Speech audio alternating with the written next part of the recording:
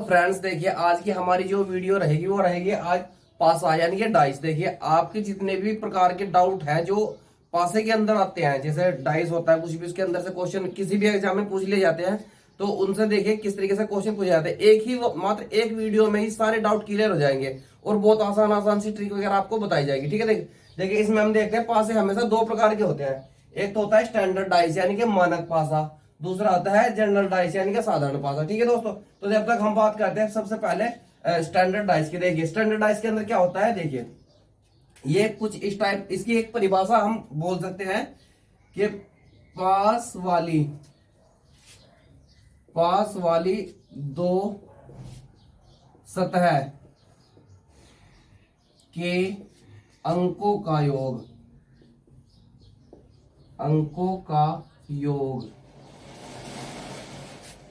कभी भी सात नहीं होगा।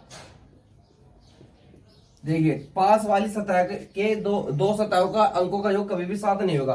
कहने का मतलब क्या है, देखिए यानी कि देख लीजिए ये एक पासा है, ये देखिए दोस्तों ये एक पासा है और इसकी दो फलक है। देखिए इसके अंदर अभी तो हमें सामने तीन फलक नजर आ रही हैं, लेकिन तीन इसके पीछे छुपे जो हमें दिख रही है। देखिए इसके कहने का मतलब है कि पास वाली दो सतह के अंकों का योग, यानी कि इसकी दो सतह है। देखिए जैसे मान लीजिए एक ये है, इस पे 5 का लिखा हुआ है अंक और इस पे 1 लिखा हुआ है और इसके ऊपर लिखा हुआ है 3।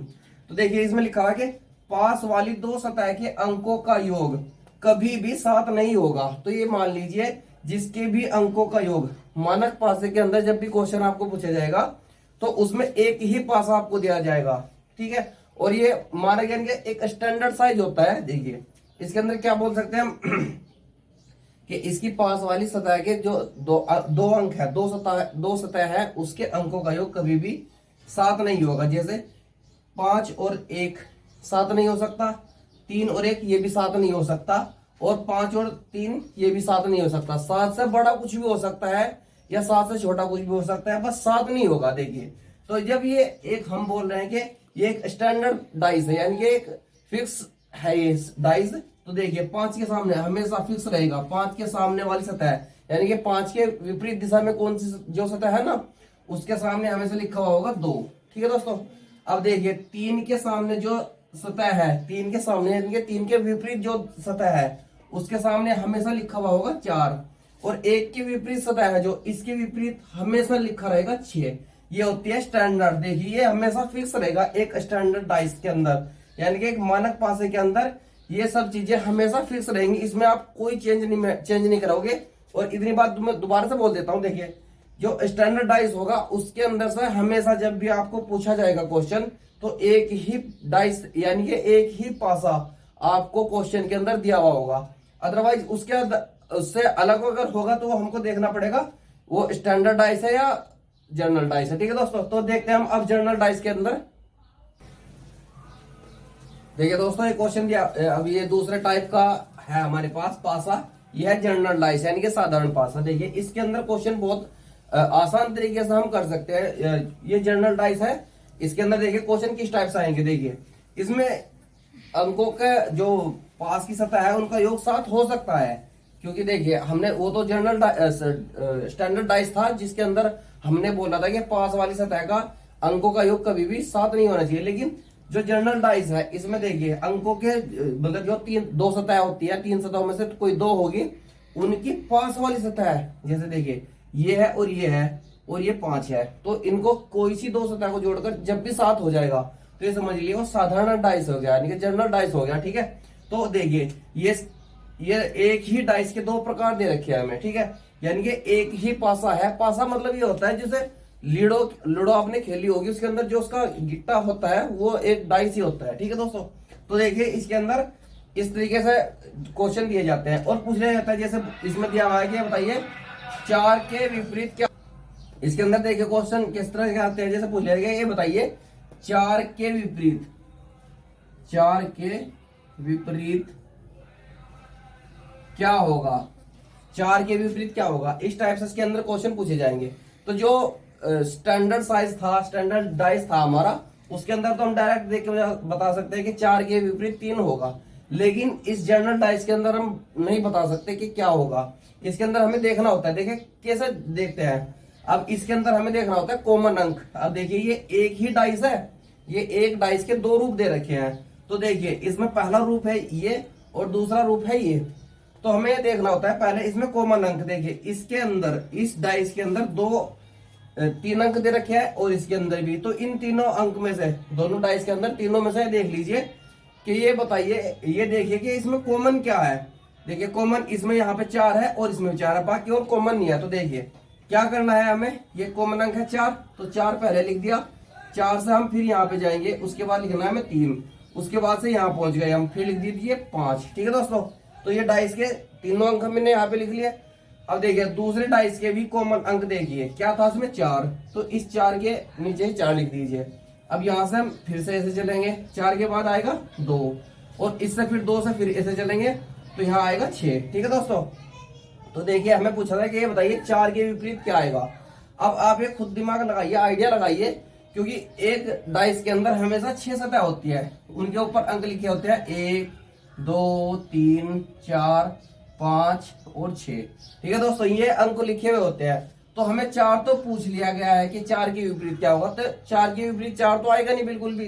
देखिए अब यहां से हम बोल सकते हैं कि 5 के विपरीत तो 5 6 आ गया, 3 के विपरीत 2 आ गया। ठीक है, तो यानी कि ये दो अंक तो हट गए, ये भी हट गए 2, और बचा क्या 1। यानी कि अब हम बोल सकते हैं कि 4 के विपरीत हमेशा 1 ही आएगा।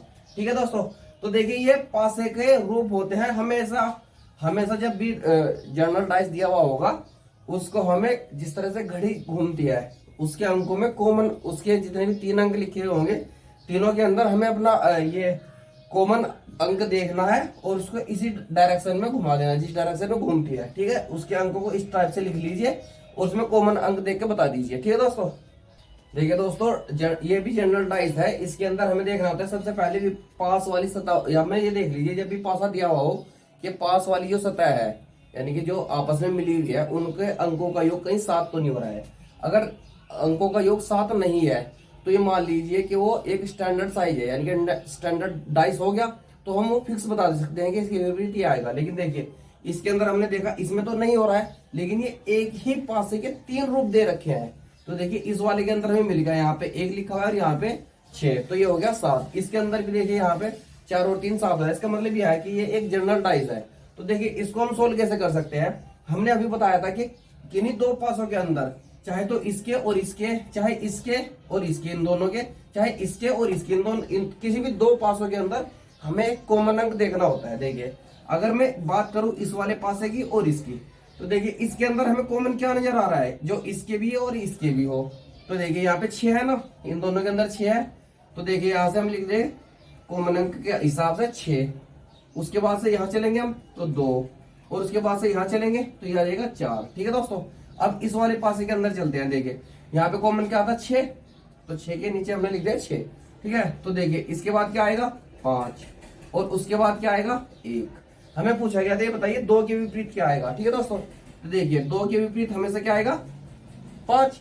तो देखिए इस टाइप से हम किसी भी पासे को बहुत आसान तरीके से कर सकते हैं। तो हम यहाँ बता सकते हैं कि 2 के विपरीत जो आएगा वो अंक होगा 5। इस पासे के अंदर ये स्टैंडर्ड नहीं है, ये जनरल डाइस है। बस यह है कि इत्तेफाक से या बाय चांस 2 के सामने भी 5 आ गया, क्योंकि स्टैंडर्ड साइज में भी यही आता है और जर्नल में भी इस क्वेश्चन के अंदर यही आ गया। ठीक है दोस्तों, देखिए दोस्तों वो जो पासे अभी 2 आपको पढ़ाए गए हैं उनके अंदर से तो क्वेश्चन बहुत कम आते हैं।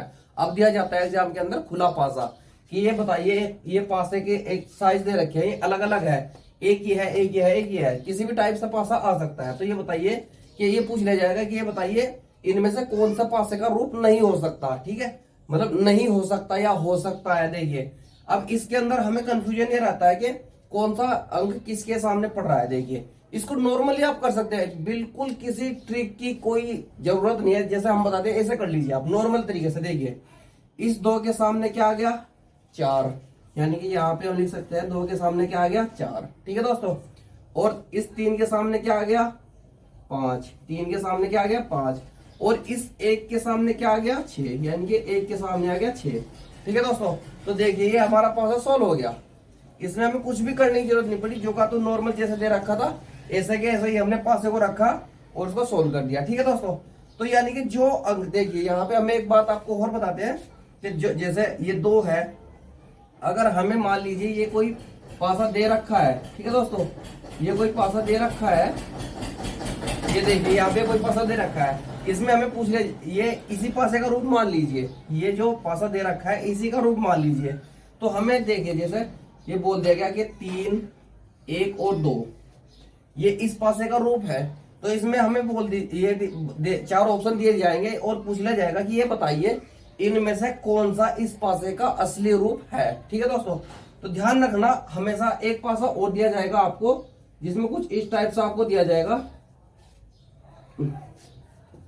कुछ इस टाइप से आपको दे दिया जाएगा। यह देखिए यहाँ पे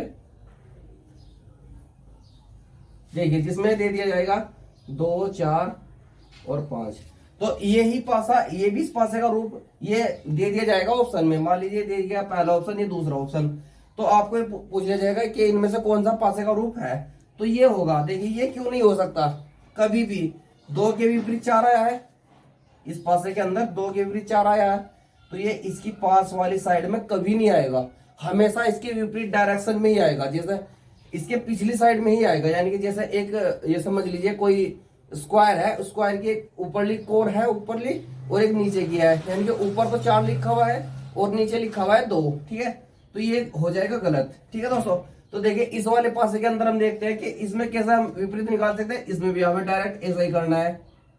तो 1 के सामने तो आएगा 3, 2 के सामने आएगा 4 और 5 के सामने आ जाएगा 6, 5 के सामने आ गया 6। ठीक है दोस्तों, तो देखिए इस वाले पासे के अंदर भी आप ऐसे नॉर्मली ऐसे ही कर सकते हो कि 2 के सामने तो आ गया 4 और 3 के सामने आ गया 5, तो बचा क्या 1 और 6, तो 1 के सामने आ जाएगा 6। ठीक है दोस्तों, तो देखिए नॉर्मली हम इन पासों को बहुत आसान तरीके से सॉल्व कर सकते हैं। ठीक है दोस्तों, देखिए दोस्तों ये पासा दिया हुआ है, ये भी खुला हुआ पासा है, इसमें भी हमें नॉर्मल बता सकते हैं कि किसके सामने क्या आएगा। देखिए ए के सामने क्या आएगा, ए के सामने यहां से आ रहा है सी, और यहाँ देखिए डी के सामने क्या आ रहा है, डी के सामने आ रहा है एफ।